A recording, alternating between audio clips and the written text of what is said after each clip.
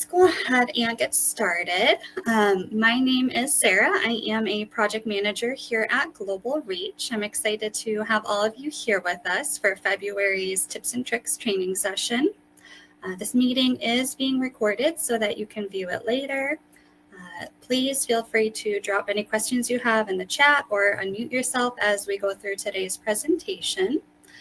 I will be covering the WCAG 2.2 guidelines that are expected to come out this year.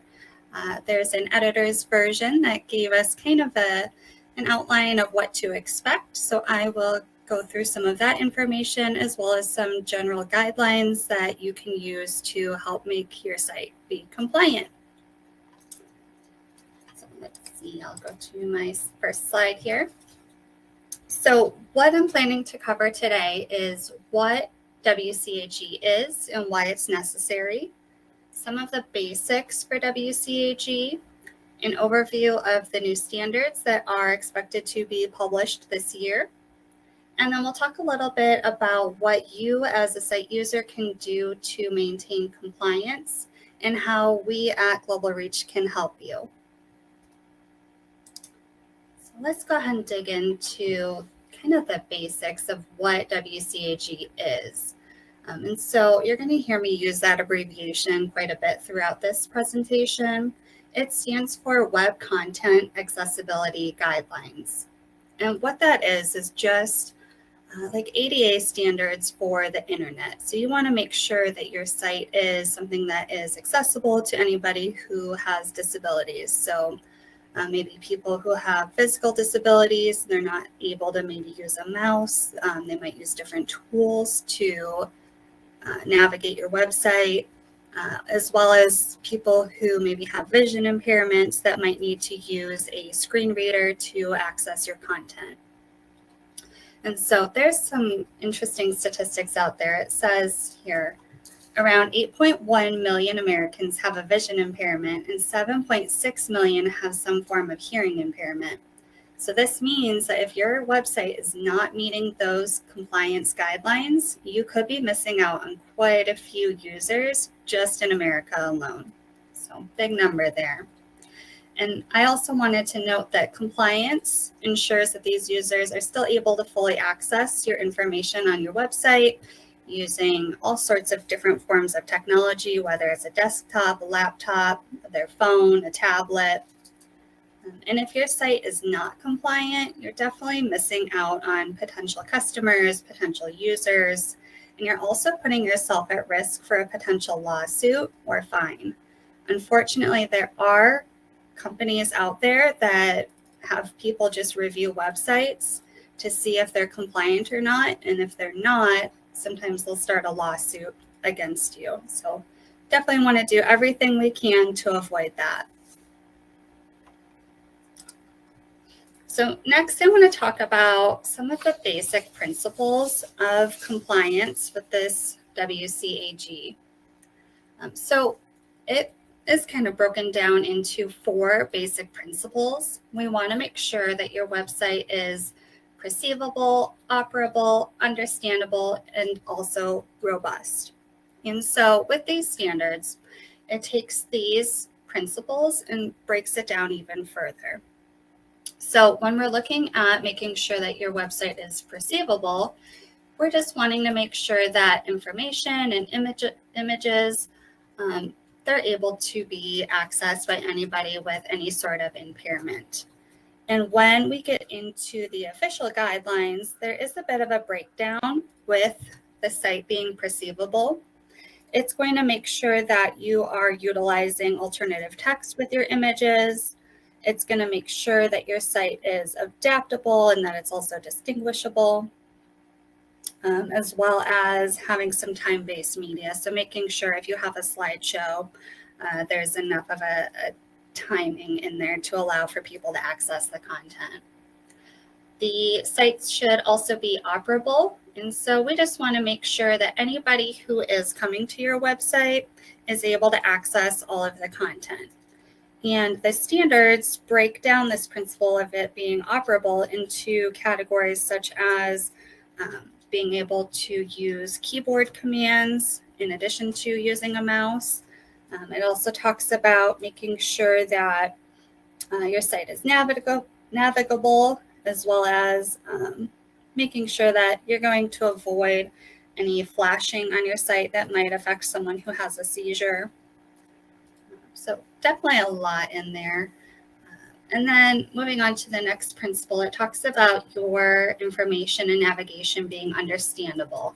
And so we just want to make sure that any information that you have displayed on your site is clear and it's easy for the visitor to understand. And with this one, it's just breaking it down into having predictability and consistency throughout your site, and that you use kind of clear and concise language. If you have the user trying to fill out a form, that you're providing assistance to them through directions or images to assist them. And then lastly, the other principle for guidance for the WCAG compliance is that the site should be robust. And so we know that technology changes over time and actually changes pretty rapidly.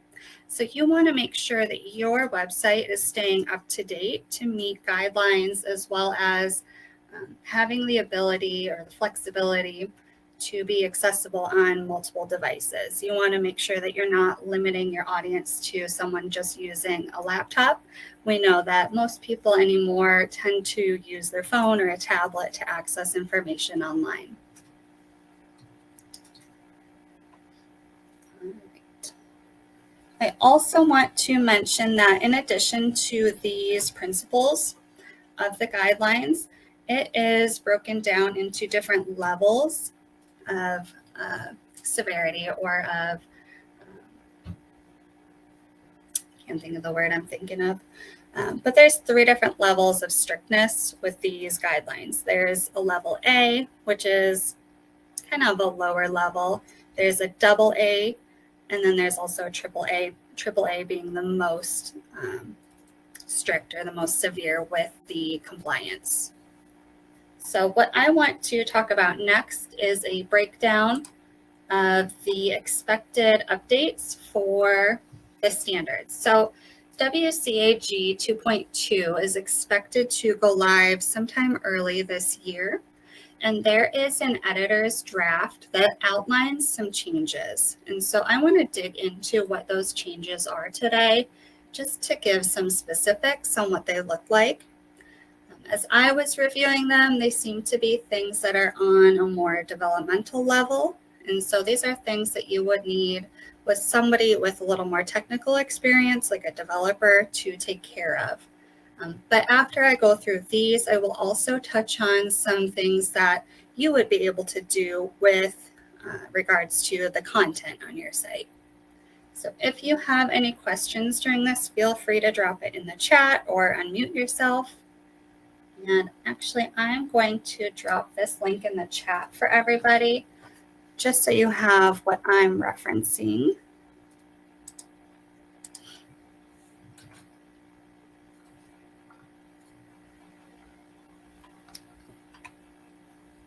Did it go through as an image? I don't know what it's doing.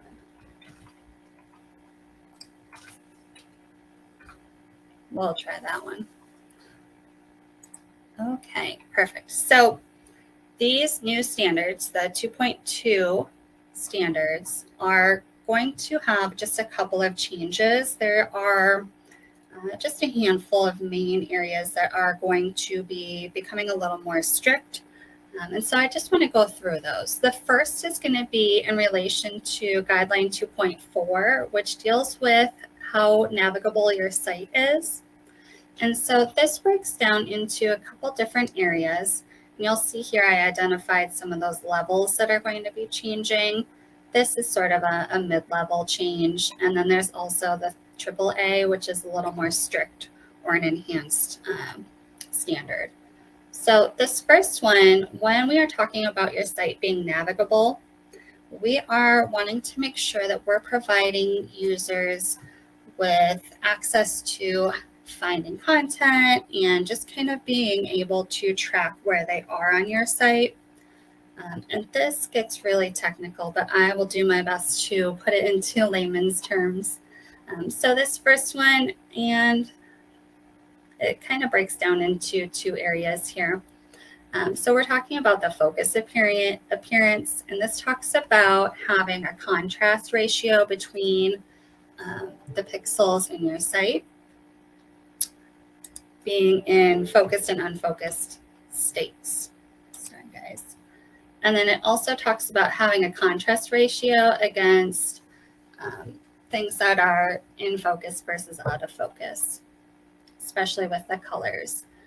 Let me see. I pulled up a few examples. So this one is just talking about how on your site, we want to make sure that we have a focus, and that usually comes into play with this outline.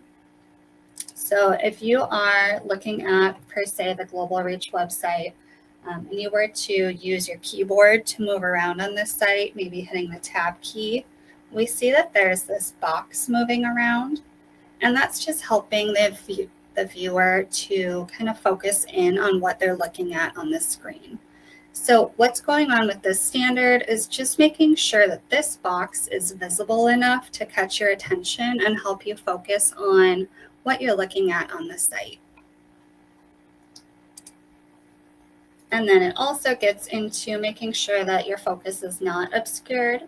And this is, it has like a kind of a semi-level strictness and then a very strict portion of it. And this is just talking about if somebody has like a vision impairment and they are viewing your site, if they need to zoom in on anything. So if we're looking at this and I want to zoom in, you just want to make sure that things aren't overlapping, that you have the ability to read everything on here.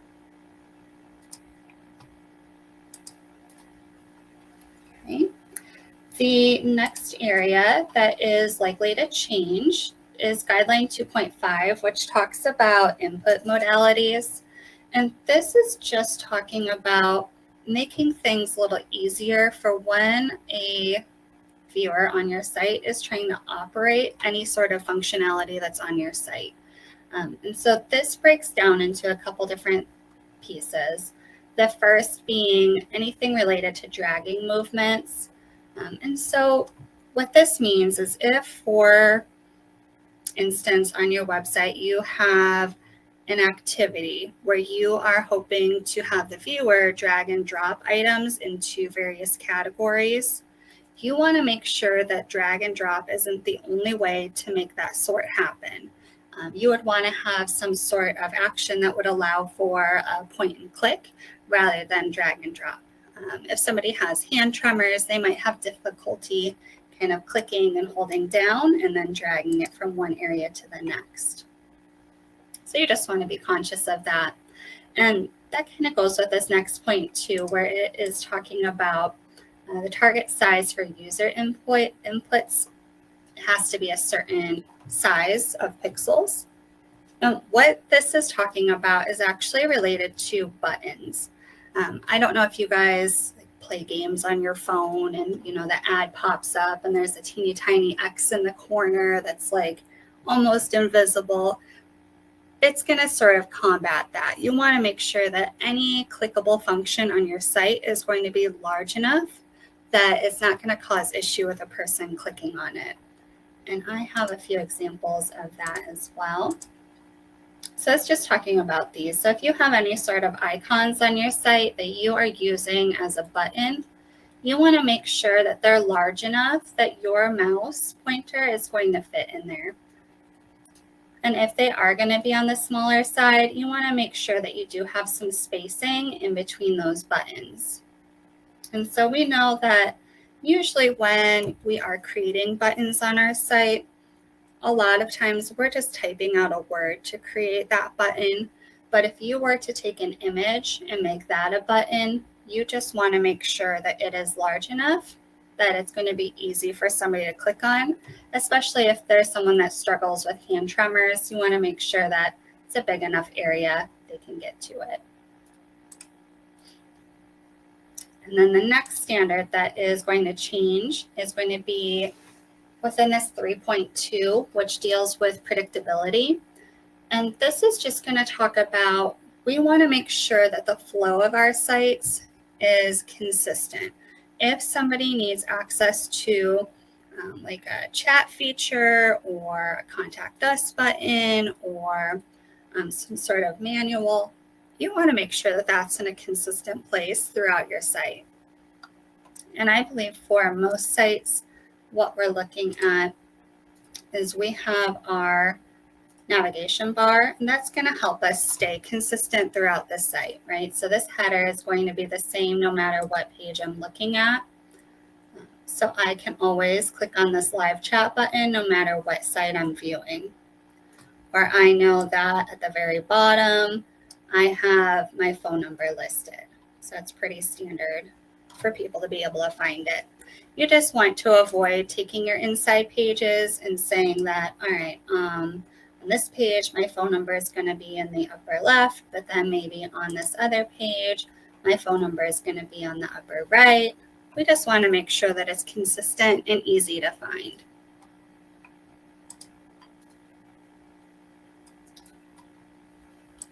All right, then the next one that is planning to change is going to be related to the 3.3 guideline, which talks about input assistance. And this is just a way to make sure that we are providing enough support to users to help them avoid or be able to correct mistakes. And so the way that this breaks down, it's going to be talking about in here about how if you need to authenticate anybody to make sure that they're human, that there's somebody that should have appropriate access, you just want to make sure that if you're going to require them to do some sort of test, it's going to be easy enough that they can understand what they're supposed to do. I know we've probably all seen it where you go to a new website and that little window pops up at the top and says, prove you're not a robot, select 3 pictures of a boat. We want to make sure that when we have something like that, we are providing clear direction on what the viewer is supposed to do. We want to try to have an example. So like on that little pop-up, they usually show you a picture of a boat and then they've got their grid where you have to find the rest of the boats. You just want to make sure that it's easy enough for them to use. There is a stricter version of it that says, you know what, let's try to steer away from those cognitive test functions and let's try to do a different form of authentication, maybe like a 2-step kind of thing where it would text you a number or maybe call you so that you could verify that you're a real person. Okay. And then the last part of this is going to break down into redundant entry. And this just talks about how if you are filling out any sort of form, we don't want to have to make the person fill in their information multiple times. So if there's a way to have an autofill or have it auto-populate, we want to make sure to include that. So that's kind of a rough overview of what the standards are supposedly changing to. And those should go live at some point early this year. They haven't given us an official date yet. Does anybody have any questions about these new standards so far?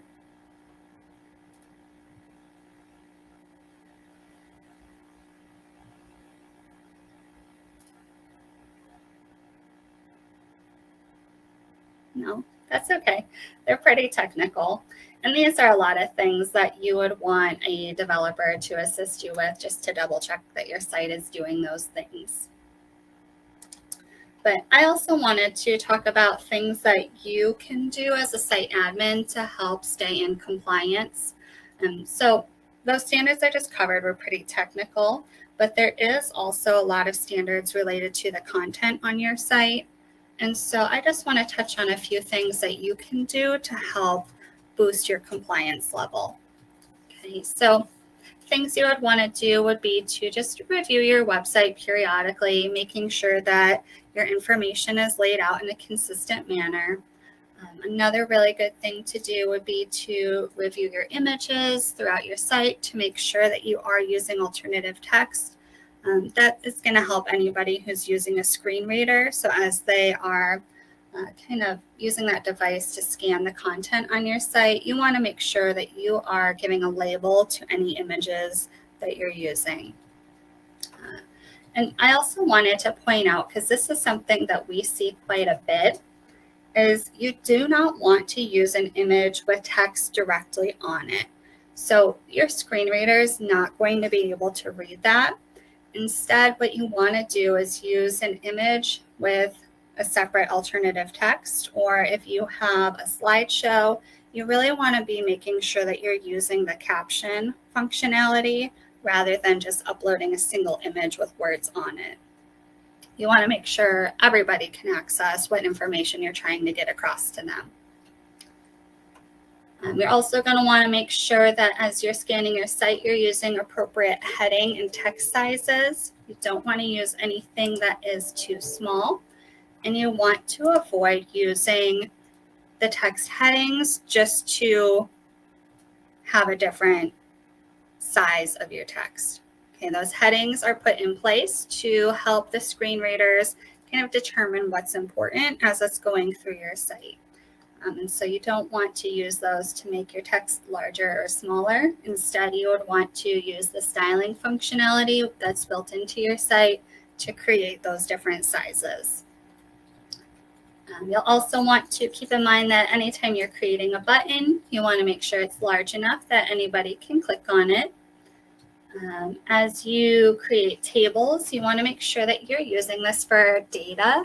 You definitely do not want to use it just to have a certain layout on your page, because when a screen reader gets to it, it's going to be super confused if you're just using it as a layout functionality, because when it reads it, it's going to be thinking about how is this expressing some sort of data to the user.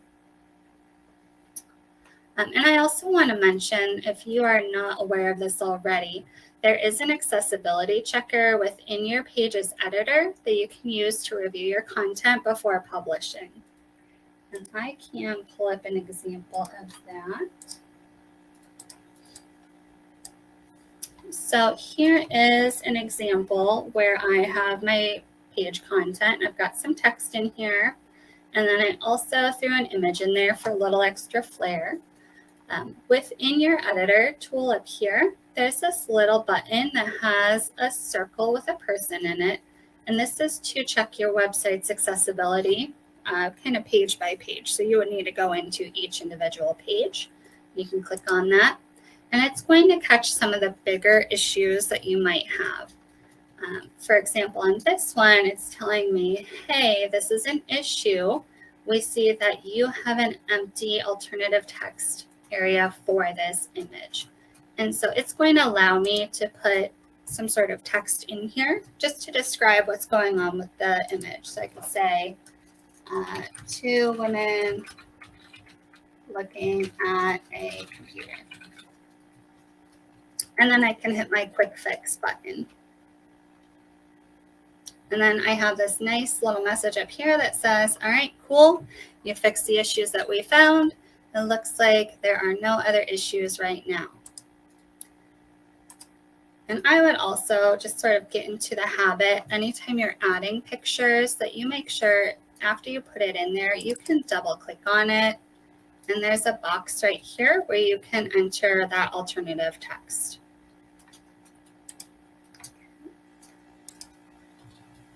And then the last point I wanted to bring out is that you can always work with your project managers to review your website and see where you're at with your content, just to make sure that you can create a plan that works best for you. If you're somebody who is more hands-on with the site, you can work with your project manager to get a little more information about what things you should be looking for.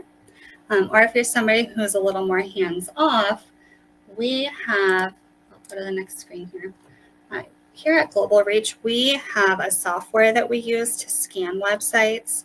And so what that can do is give us a list of any of the errors that are on your website, whether it's developmentally or that it's content related.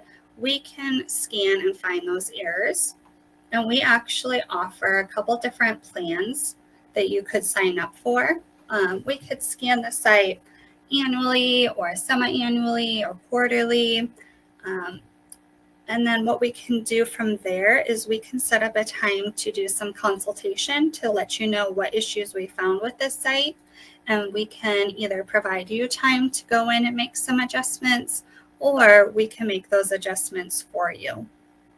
Now, we do recommend that you check out your site at least once a year. Twice a year is going to be a really good place to be, because as you update your content throughout the year, you might miss things as you're making those updates, or as we see with the new standards coming out, they're a little bit stricter. And I think staying ahead of that is going to be the best route to take. So that is all that I have for this. If you guys have any questions, we'll leave the last little bit open to talk about any questions you have about WCAG compliance, or if you have any general questions about your website, we can talk through those as well.